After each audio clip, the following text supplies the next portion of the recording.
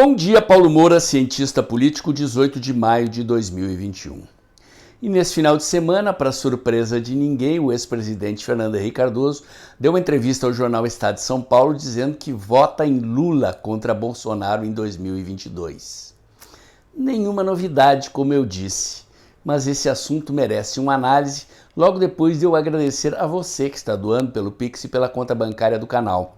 A sua doação é muito importante para a expansão do canal, para aumentar o alcance dos vídeos, e este é o único canal no YouTube que faz análise política com viés conservador à luz da ciência política e da teoria da comunicação em vídeos curtos. Gostaria de pedir a você também, se ainda não fez, para se inscrever no meu canal do Telegram, o Dextra by Paulo Moura. Lá eu posto diariamente os links das notícias e análises do meu site, o dextra.jor.br, e logo cedinho da manhã os links dos vídeos que eu posto aqui no canal. Lembrando, gente, que o Google suspendeu a minha conta Google Ads, através da qual eu impulsionava diariamente os meus vídeos para que o pessoal que assiste os outros canais da direita visse os meus vídeos também. Portanto, a difusão desse vídeo aqui está dependendo muito do compartilhamento de vocês. Agradeço se puderem ajudar. Muito bem, gente, vamos lá. PSDB significa Partido da Social Democracia Brasileira. A social-democracia é, historicamente, uma corrente política de esquerda. E uma das vantagens da eleição do presidente Bolsonaro em 2018 é que ela botou cada um no seu quadrado aqui no Brasil. Finalmente, depois de décadas, a direita está ocupando o quadrante direito do tabuleiro político e a esquerda ocupando o tabuleiro no seu quadrante esquerdo. PT, PSB, PCdoB, PDT e PSDB são partidos de esquerda. Qual é a origem histórica da social-democracia? É na Segunda Internacional Socialista. A Primeira Internacional Socialista foi o primeiro partido operário mundial da classe trabalhadora que Marx fundou ao editar o Manifesto Comunista e convidar ou convocar os trabalhadores do mundo a se unirem. Nessa Primeira Internacional participavam anarquistas e comunistas, mas Marx rompeu com os anarquistas e criou a Segunda Internacional Socialista. Em toda a Europa, os partidos sociais-democratas, socialistas e trabalhistas integram esta internacional. Formalmente, no Brasil, o partido que tem assento na Segunda Internacional Socialista é o PDT, fundado pelo Brizola. O PSDB é um partido que se diz social-democrata, mas, ao contrário de todos os partidos sociais-democratas europeus ou socialistas europeus e de outros lugares do mundo, ele não tem origem sindical. Os sindicatos são a origem dos partidos trabalhistas e socialistas dessa ala mais light, ou seja, da ala não comunista, da ala que defende a reforma lenta e gradual do capitalismo, como pretendem aquilo que o professor Olavo de Carvalho chama de socialistas fabianos. O PSDB, então, foi fundado no Brasil a partir de uma social-democracia acadêmica, intelectuais da USP principalmente, com a pretensão de fundar um partido de esquerda moderno alinhado aos partidos socialistas e sociais-democratas europeus. Acontece que depois da falência do socialismo soviético e da queda do Muro de Berlim, as ideologias da intervenção estatal na economia sofreram um baque no mundo inteiro. Muito embora esses partidos socialistas não fossem comunistas, o Lenin, em 1919, na Segunda Guerra Mundial, rompeu com a Segunda Internacional quando os socialistas alemães votaram a favor do financiamento da Alemanha na participação da Primeira Guerra Mundial, e aí o Lenin cria a Terceira Internacional, a Internacional Comunista, e esses partidos, que não são revolucionários, são partidos socialistas reformistas, permaneceram na Segunda Internacional. Acontece que, mesmo não sendo comunistas, eles acreditam na intervenção do Estado na economia, não botam fé na iniciativa privada, na iniciativa do mercado e da sociedade comandando os processos de desenvolvimento da sociedade, e acham que é papel do governo se meter na vida das pessoas interferir no mercado, regular, regulamentar, legislar e até empreender através de empresas estatais. Com a falência do socialismo soviético e do paradigma marxista da gestão centralizada da economia, mesmo esses partidos socialistas moderados europeus sofreram um baque e deram um posicionamento mais à direita, fizeram um pequeno deslocamento mais à direita e começaram a privatizar. Foi o caso de Tony Blair, na Inglaterra, do Partido Trabalhista, de Felipe González, na Espanha, do PSOE, Partido Socialista Operário Espanhol, que é o partido da Segunda Internacional na Espanha.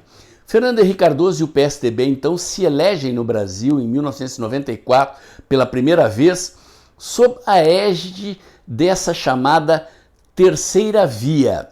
Era uma tentativa de criar um socialismo light que privatiza, posicionado em oposição ao liberalismo e ao conservadorismo por um lado e ao comunismo por outro. Deram uma repaginada no socialismo e Fernando Henrique Cardoso e o PSDB brasileiro, então, assumem este rótulo e esta cara, razão pela qual Fernando Henrique Cardoso resolve dar continuidade ao programa de liberalização da economia que Collor começou no início dos anos 90 no Brasil.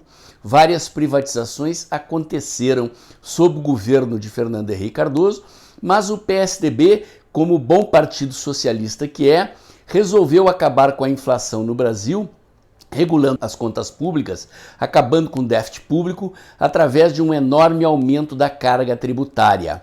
O brasileiro pagava 24% de imposto quando Fernando Henrique assumiu e passou a pagar 36% de carga tributária depois que o Fernando Henrique nos governou.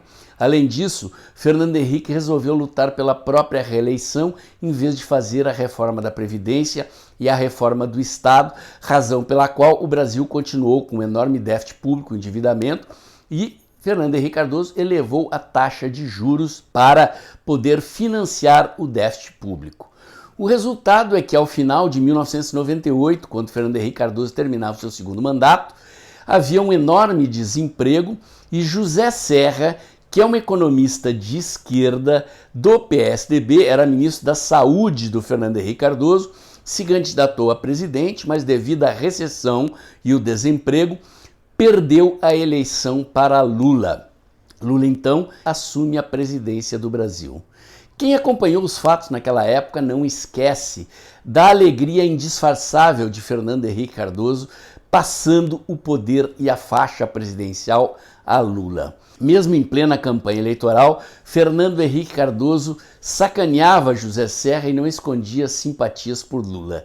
Tinha um verdadeiro orgulho intelectual de ser o presidente que estaria concretizando e completando a transição do Brasil para a democracia. Para Fernando Henrique Cardoso, então, a vitória do PT nas eleições de 2002 era a concretização, o coroamento da experiência democrática brasileira.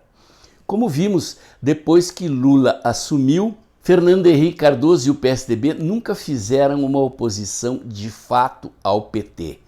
Comiam na mão do PT, hoje se sabe que a moderação dos tucanos na oposição ao PT se deve ao fato de que eles também, vamos colocar dessa maneira, lucravam com a presença do PT no poder.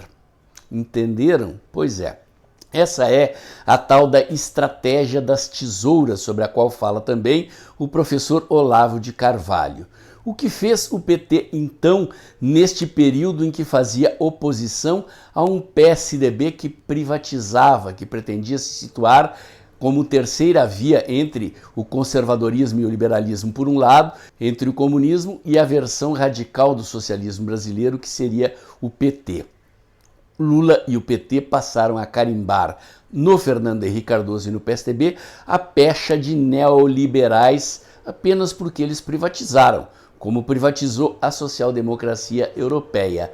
Isto não significa que eles deixaram de ser socialistas. Acontece que ao longo de todas essas décadas em que PT e PSDB eram os dois partidos que se revezavam no poder, a direita ficou alijada do jogo político.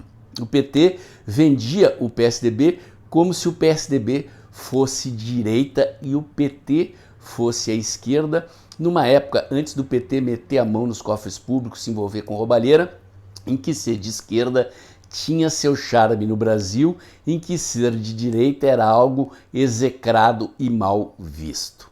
A coisa mudou com a eleição do presidente Bolsonaro, como eu disse. Agora, cada um no seu quadrado, e nada mais natural do que assistir o senhor Fernando Henrique Cardoso dizendo que vai votar em Lula.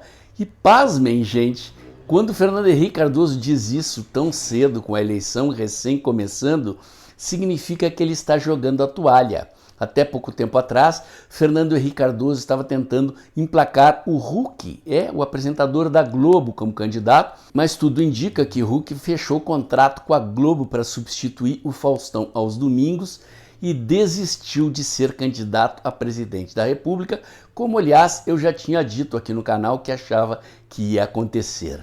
Restou a Fernando Henrique Cardoso então jogar a toalha, já que ele não gosta do Dória.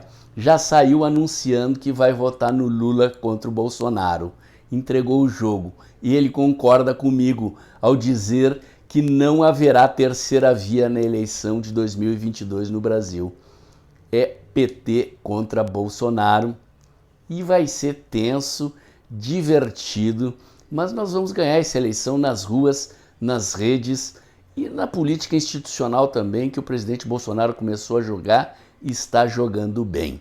O vídeo de hoje era esse. Se você gostou e acha que aprendeu alguma coisa sobre a história da social-democracia e do PSDB no Brasil, faz um pix aí, ajuda o canal a crescer, curte, comenta, compartilha, bota o dedãozinho lá, aperta o sininho para o YouTube avisar você quando tem vídeo novo no canal e tenha certeza que todo dia de manhã cedinho tem um novo vídeo aqui.